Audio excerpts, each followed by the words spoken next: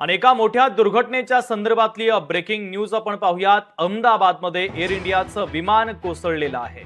मेघाणी नगर परिसरामध्ये एअर इंडियाचं हे विमान कोसळलं आणि सगळ्यात महत्त्वाचं म्हणजे रहिवासी विमान कोसळल्याची माहिती आहे। रहिवासी भागामध्ये प्रवासी विमान कोसळल्याची माहिती आहे। तर मोठी दुर्घटना घडलेली आहे। दुर्घटनेच्या संदर्भातली आताची ब्रेकिंग न्यूज आपण पाहतोय। अहमदाबादच्या मेघानी नगर परिसरामध्ये हे विमान कोसळलं। या संदर्भातला एक व्हिडिओ देखील समोर आलेला आहे, तो देखील आपण पाहतोय। अहमदाबादमध्ये एअर इंडियाचं हे प्रवासी विमान आता कोसळलेलं आहे। प्रवासी विमान कोसळल्यानं मोठी दुर्घटना घडलेली आहे। आताची सगळ्यात महत्त्वाची आणि मोठी ब्रेकिंग न्यूज आपण पाहतोय। अहमदाबादमध्ये एअर इंडियाचं हे प्रवासी विमान कोसळलेलं आहे। माझे सहकारी अविनाश डेगसकर या मोठ्या दुर्घटनेच्या संदर्भातले ताजे अपडेट आपल्यापर्यंत पोहोचवतायत।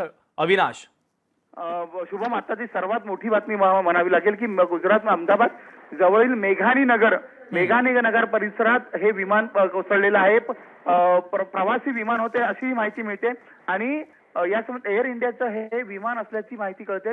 यात काही प्रवासी होते याचीही माहिती आपल्या समोर आलेली आहे आणि त्याच्या पुढची आकडेवारी आपल्या समोर काही दुर्घटना झालेली की याची पुढची अपडेट अजून आपल्याकडे नाही आलेली, पण ही सगळ्यात मोठी अपडेट आहे की जिकडे रहिवासी एरिया होता त्याच एरियामध्ये हे विमान कोसळलेलं आहे। अविनाश, सगळ्यात महत्त्वाचं म्हणजे हे प्रवासी विमान होतं, यामध्ये काही जीवितहानी झाल्याची शक्यता देखील आहे। त्या संदर्भातली अपडेट नेमके काय मिळत आहेत? शुभम, प्रवासी विमान असल्या कारणाने त्यात प्रवासी असण्याची शक्यता असा सध्या म्हणावी लागेल, पण त्याची फार मोठी दुर्घटना, त्यात काही कोणी इंज्युअर्ड झाले का, कोणी डेड झाले का याची काही माहिती आपल्यासोबत आलेली नाहीये। महत्वाची माहिती हीच आहे की अहमदाबादच्या मेघानी परिसरात प्रवासी विमान कोसळलेलं आहे। हा मोठा अहमदाबाद जवळचा सगळ्यात मोठा रहिवासी एरिया आहे याची माहिती आपल्याला मिळालेली आहे। आणि जर आपण विज्युअल्स बघितले किंवा ते विज्युअल्स प्रेक्षकांना दाखवले तर धुळीचे जे सगळीकडे आणि हे पसरल्याची माहिती मिळते। तसंच या विमानात आता अशी माहिती येते की 200हून अधिक प्रवासी होते ही माहिती आलेली आहे। फक्त प्रवासी 200हून अधिक प्रवासी होते ही माहिती आलेली आहे, पण इंज्युअर्ड कोण आहे, डेड कोण आहे याची माहिती अजून आपल्या हातात आलेली नाहीये। अविनाश, सगळ्यात महत्त्वाचं म्हणजे अनेक प्रवासी गंभीर जखमी झाल्याचं देखील कळतंय, कारण अनेक अँब्युलन्स या परिसरामध्ये आता दाखल झालेल्या आहेत। त्या संदर्भातली अपडेट काय मिळतात? या संदर्भातली अपडेट सरकारकडनं देण्यात आली नाही आणि या संदर्भातली अपडेट ही गुजरात सरकारकडनं अद्याप आपल्याकडे आलेली नाही किंवा विमान ऑथॉरिटीकडनं आपल्याकडे अजून आलेली नाहीये।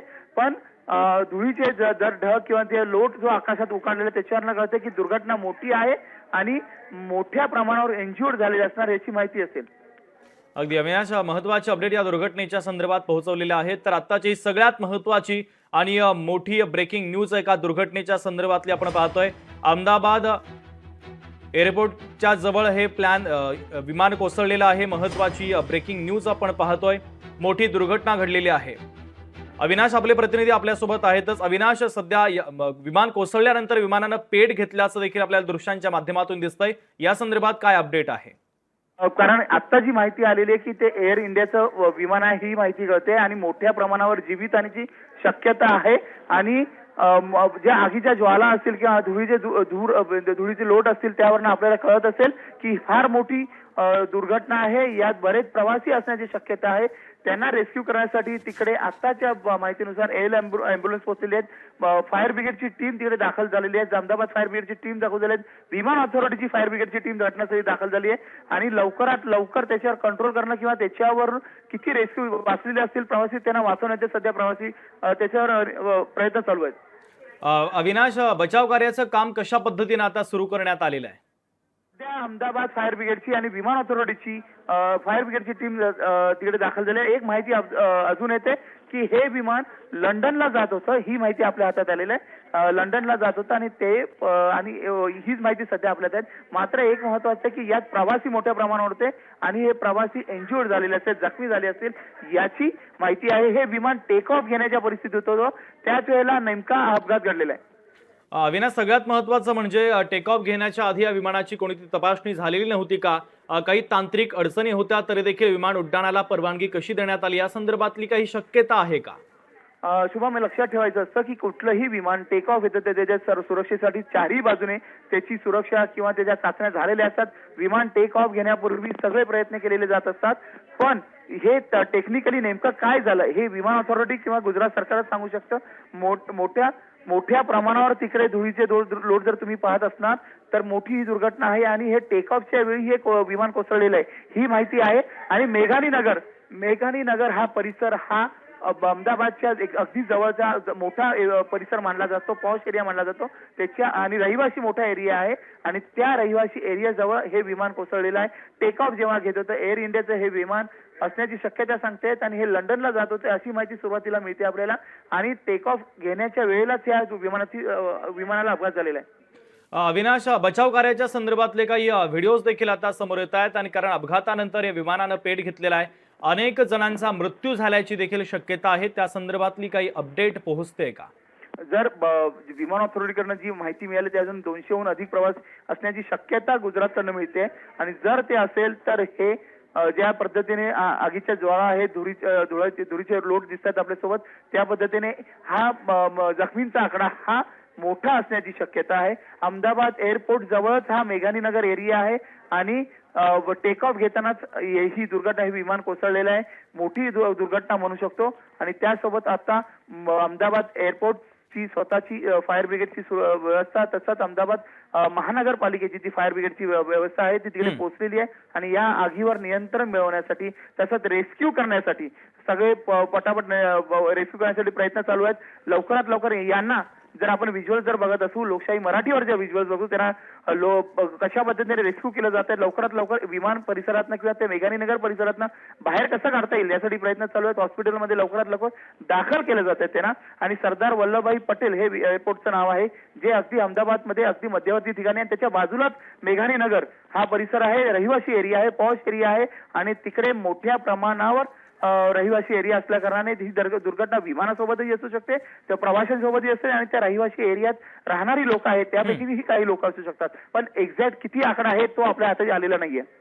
अविनाश, ज्या मेघानी नगरमध्ये हे विमान कोसळलेलं आहे त्या मेघानी नगर परिसराची रचना नेमकी कशी आहे? दाट लोकवस्तीचं हे नगर आहे का? कारण विमान कोसळल्यानंतर त्या ठिकाणी देखील मोठ्या संख्येने दुर्घटना आणि अनेक गंभीर जखमी होण्याची शक्यता आहे। शुभम, एकदा पुन्हा प्रश्न विचारा। अविनाश, ज्या मेघानी नगर परिसरामध्ये हे विमान कोसळलेलं आहे त्या परिसराची रचना नेमकी कशी आहे? दाट लोकवस्तीचा तो प्रदेश आहे का? हा मेघानी नगर हा अहमदाबाद एअरपोर्टच्या अगदी बाजूला लागून असलेला परिसर आहे, मोठा रहिवासी एरिया आहे, मोठ्या प्रमाणावर तिकडे म्हणजे हाय स्टँडर्डची रहिवासी तिकडे मोठ्या प्रमाणावर राहतात, अगदी जवळ अगदी बाजूला एअरपोर्टच्या बाजूला असलेला एरिया आणि त्यासोबत आता आलेली माहिती अशी आहे की ही विमान प्रवाशांची संख्या आहे ही 100हून अधिक म्हणजे अशी माहिती आपल्या सोबत आली 133 प्रवासी होते ही माहिती आलेली आहे।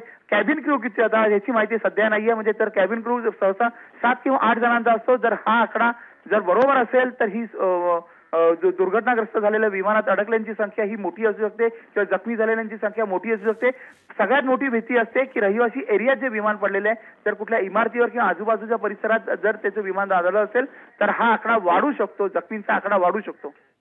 अविनाश, काही अग्निशमन विभागाच्या गाड्या देखील त्या ठिकाणी आग विझवण्यासाठी दाखल झालेल्या आहेत, कशा पद्धतीचं बचाव कार्य आता केलं जातंय? कारण हॉस्पिटलमधील देखील काही व्हिडिओज आपल्यापर्यंत पोहोचलेले आहेत, तातडीनं जखमींना रुग्णालयामध्ये दाखल केलं जात आहे, या संदर्भात काय सांगाल? शुभम, अहमदाबाद मगाशी सांगितल्याप्रमाणे स्वतः अहमदाबाद महानगरपालिकेच्या स्वतः फायर ब्रिगेडच्या 7 ते 8 गाड्या आता घटनास्थळी दाखल झाल्या आहेत। तसंच कुठल्याही विमानतळावर त्यांची स्वतःची फायर ब्रिगेडची सुरक्षा व्यवस्था असते ती तात्काळ तिकडे दाखल झालेली आहे, अँब्युलन्सची सेवा असते ती तात्काळ तिकडे दाखल झालेली आहे आणि जिथे अडकलेले आहेत या दुर्घटनेमध्ये जे अडकलेले असतात त्यांना रेस्क्यू करण्याचं काम सध्या या फायर ब्रिगेडच्या टीमचं सुरू आहे। हॉस्पिटलचा स्टाफ तिकडे जागेवर दाखल झालेला आहे, अँब्युलन्सच्या माध्यमातून त्यांना लवकरात लवकर हॉस्पिटलला कसं पोहोचवता येईल याच्यावर याच्याकडे सगळ्यांचं लक्ष आहे आणि सध्या जो आकडा आलेला आहे तो आता नेमका किती आहे तो आता अपडेट होत राहिलेला आहे। आता नुकताच झालेल्या अपडेटवरून आता कळतंय की 200हून अधिक प्रवासी असल्याची शक्यता अशी म्हटली जाते, कारण जसा विमान ऑथॉरिटीकडनं आपल्याला जशी माहिती येते अहमदाबाद विमानतळावरनं जशी आपल्याला माहिती येते सरदार वल्लभभाई पटेल विमानतळावरनं ही विमानतळाच्या बाजूला आहे जी अपडेट त्यांच्याकडनं दिली जाते त्या अपडेटवरून आपल्याला कळतंय की 200हून अधिक विमान प्रवासी त्यात होते आणि सोबतच त्या रहिवासी एरियात असलेले रहिवासी ते जखमी झाले असतील, त्यानंतर तो आकडा किती आहे, जखमींचा आकडा किती आहे तो आपल्याला कळेल। अगदी अविनाश, आपण ही दृश्य देखील पाहतोय. मोठ्या प्रमाणात आग देखील लागल्याचं पाहायला मिळतंय. नेमकं काय झालं? विमान क्रॅश झाल्यानंतर त्यामध्ये स्फोट झाला का, जेणेकरून एवढी भीषण आग त्या विमानाला लागलेली आहे?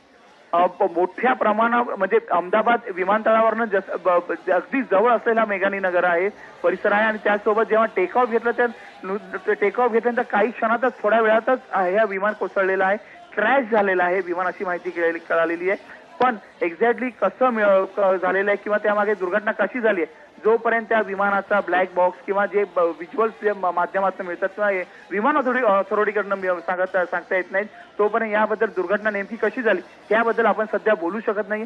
सध्या मात्र एकच आहे की एअर इंडियाचं हे विमान आहे, लंडनला जात होतं एवढी माहिती मिळालेली आहे आणि त्या एअर इंडियाच्या विमानात 200हून अधिक प्रवासी होते. ते प्रवासी जखमी झालेले आहेत एवढीच माहिती मिळालेली आहे. अहमदाबाद म्युनिसिपल कॉर्पोरेशनच्या फायर ब्रिगेडच्या गाड्या, जवळ असलेल्या हॉस्पिटलच्या सगळ्या गाड्या अँब्युलन्स आहेत त्या तिकडे पोहोचलेल्या आहेत. रेस्क्यू करण्याचं काम अद्यापही चालू आहे अशी माहिती आपल्याला मिळते. लोकशाही मराठी ऐका, पहा, जागरूक रहा.